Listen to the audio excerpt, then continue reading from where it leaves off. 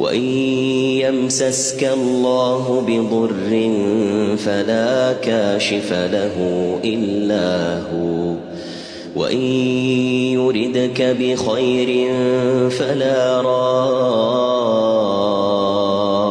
لفضله يصيب به من يشاء من عباده وهو الغفور الرحيم.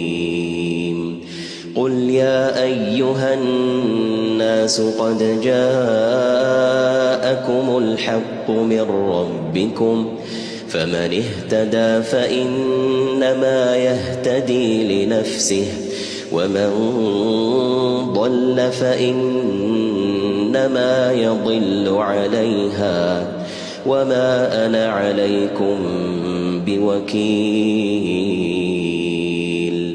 واتبع ما يوحى إليك واصبر حتى يحكم الله، وهو خير الحاكمين.